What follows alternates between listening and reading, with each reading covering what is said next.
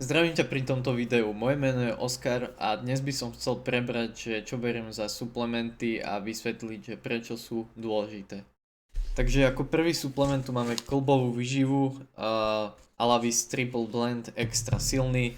Je to vlastne suplement, ktorý pomáha ľuďom, ktorí vyvíjajú nadmernú záťaž na klby alebo obézní ľudia, ktorí tiež trpia bolestiami klbov, alebo to v podstate môže pôsobiť ako prevencia, aby sa nič tým klbom nestalo a aby sme si ich jednoducho chránili. Takže ako ďalší suplement tu máme kreatín monohydrát. Kreatín je vlastne látka, ktorá sa nachádza vo svalových bunkách a pomáha nám tvoriť energiu počas tréningu. Takisto stimuluje ATP, čo je adenozín trifosfát, a to je zlúčenina, ktorá je primárnym zdrojom energie. Keďže nám kreatín stimuluje ATP, tak nám zvyšuje našu silu aj výdrž a preto je vlastne kreatín braný ako top 1 silový suplement, lebo nám veľmi krátko po jeho užívaní začne narastať sila a takisto je dokázané, že môžeme ním naberať svaly o 1/3 rýchlejšie, ako by sme nabrali vlastne bez neho. Ak kreatín ešte neberieš, tak kľudne môžeš začať a uvidíš, že bude to mať pre teba veľa benefitov. Ďalším suplementom sú tieto multivitaminové tablety A až Z od MyProteinu. Je tam vlastne 24 esenciálnych vitamínov a minerálov, ktoré cez deň potrebujeme, ale najskôr ich nevieme prijať, nie že najskôr, ale nevieme ich prijať z potravy čisto, takže mali by sme to brať. Je to jedno, či cvičíš alebo nie. Ak chceš, aby tvoje telo fungovalo správne, tak ti odporúčam tieto tablety.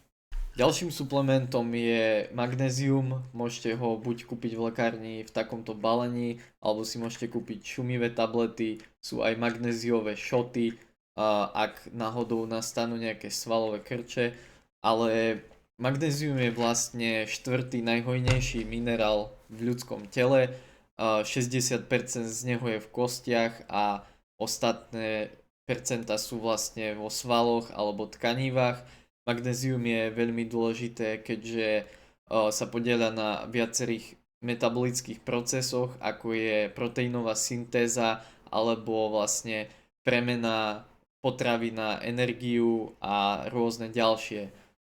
Je dokázané, že vlastne 50% ľudí v Európe má nedostatočný denný príjem magnézia a tým pádom môže vznikať stres, únava, svalové krče, problémy s naberaním svalov alebo problémy s chudnutím. Takže ak si to náhodou ty, ktorý nemá dostatok toho magnézia, tak by som ti odporúčal si kúpiť ho v hociakej forme. Ďalším suplementom budú esenciálne omega-3 mastné kyseliny, ktoré vlastne zohrávajú dôležitú rolu pri tvorbe bunkových membrán a podieľajú sa na viacerých metabolických procesoch.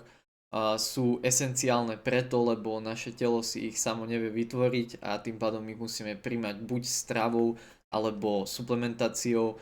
Nachádzajú sa napríklad v rybách alebo v orechoch aj v rôznych rastlinných olejoch.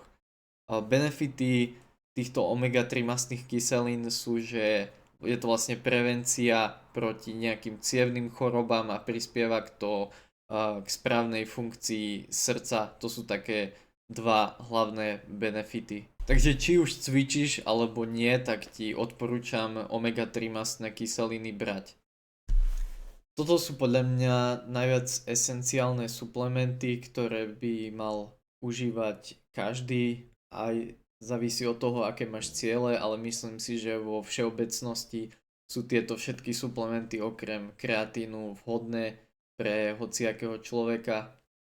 Ešte je fajn si dať občas kofeín, ak nemáš energiu, ale tiež nie je dobre si úplne na ňo navyknúť, lebo potom budeš unavený. Ja napríklad kofeín užívam minimálne, občas si dám nejakú kávu, ak sa cítim byť veľmi unavený, ale podľa mňa by mal človek hlavne dobre spať a dobre sa stravovať, zdravé cukry, lebo tie cukry zo sladkosti ťa jednoducho môžu unavovať Máme tu potom suplementy ako je ashwagandha, ale tu som nikdy neskúšal, no počul som, že má to benefity, čo sa týka spánku a takisto to môže alebo nemusí navýšiť testosterón a na ľudí to môže mať rôzne účinky, ale počul som, že je to fajn na spánok, takže ak máš problémy so spaním, tak možno ti odporúčam to a ak chceš mať lepší pump, tak ti odporúčam nejaký citrulín alebo v podstate nejaké non-steam